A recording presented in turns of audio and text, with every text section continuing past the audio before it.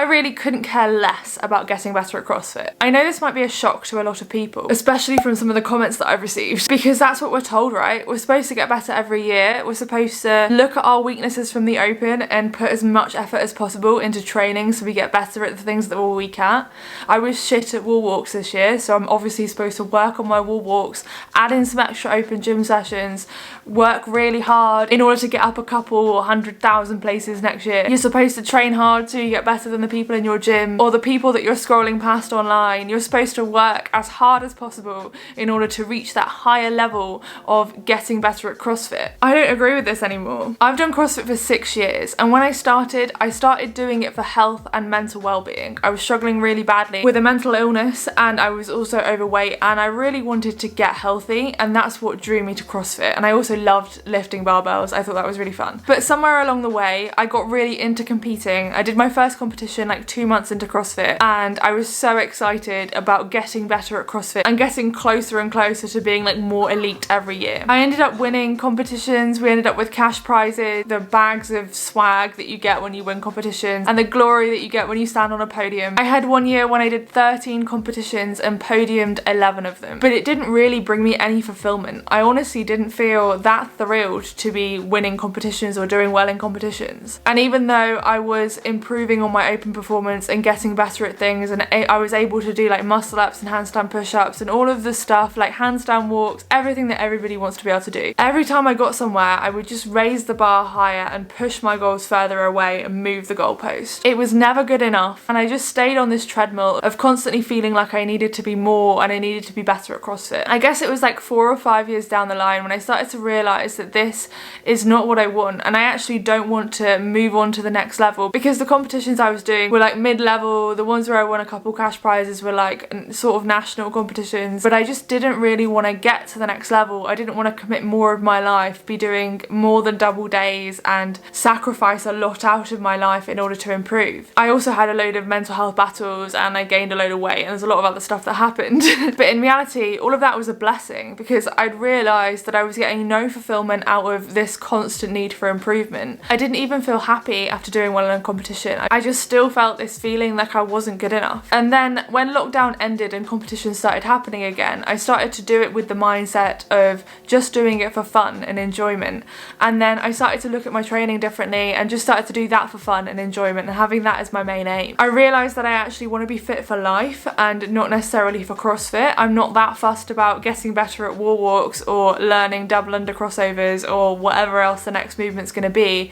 I actually just want to be able to go on a really long hike and not be knackered, and I want to be able to go swimming and climbing and do loads of fun fitness sporty things and be able to have the energy and the fitness and the strength to do that. And I actually don't care at all about becoming like an elite CrossFitter or even improving my open performance next year. That doesn't bother me now. I now identify with the label of a recreational CrossFitter, and I think that fits me so well. I totally robbed that from a conversation about James Newbury, who claims that he is basically now a recreational CrossFitter and just does it for fun and just does mostly classes. And I just do mostly classes, and I do it less than I used to, and I certainly don't train double days, and I don't sacrifice parts of my life in order to improve. I do still have like casual goals, and yes, I do still keep PBing on my lifts, but I honestly couldn't care less if I never cleaned more than I can currently clean, which is like 111 kilos. And I don't care if I never get to an 80 kilo snatch, or if I don't ever deadlift more than 185 kilos, which is a lot, and I don't need to be able to lift any more than I can currently lift, but I do still follow the programming. And if I do get a PB, then I am happy for about a day, but my joy and fulfillment from training comes from like the process and doing it, and then also getting out of my comfort zone and doing other stuff like swimming or paddleboarding or whatever else I want to do with my fitness. It comes from like using my fitness in other ways. I would still like to be able to increase my strict pull-ups this year, and I think I am going to try and progress towards doing some weighted pull-ups. That's one thing that I want to do, but mostly because that transfers over to stuff like climbing, and it's just something that I've never been that good at, and that kind of drives me, that I want to be able to improve on something that is like tangible and transfers over into other sports, and something that I can train at home if I want to. But I'm so done with like sacrificing parts of my life in order to improve at this sport that I literally just do for enjoyment and health and mental health above all of those things, because that's why I started started it, and somehow I got lost along the way and got more mentally unhealthy. And what I learned was over exercising is not good for my mental health, and sacrificing like social things that I could be doing in my life is not good for my mental health. Going to the gym frequently is, but not going to the gym so frequently that I can't do anything else, or being so sore and lacking in so much energy that I can't do anything else. In the next year or so, I also want to start a family, and that's something that would definitely interrupt any goals that I had. And that's one of the reasons why I realised I needed to work out what my relationship with CrossFit is, because I'm probably going to get worse if that happens, and I need to be okay with that, and I need to find ways to enjoy and still be into training if I'm not constantly driving for these goals or to get a better open performance. I'm so much more fulfilled now than when I was getting wrapped up in comparison, like scrolling through my phone, seeing all the people locally and internationally that were so much better than me at CrossFit and wanting to get to their level. I'm so much happier now just doing it for me than I was trying to be better and better and just on this constant treadmill. And CrossFit definitely does have this culture within it where people are pushed to be more competitive.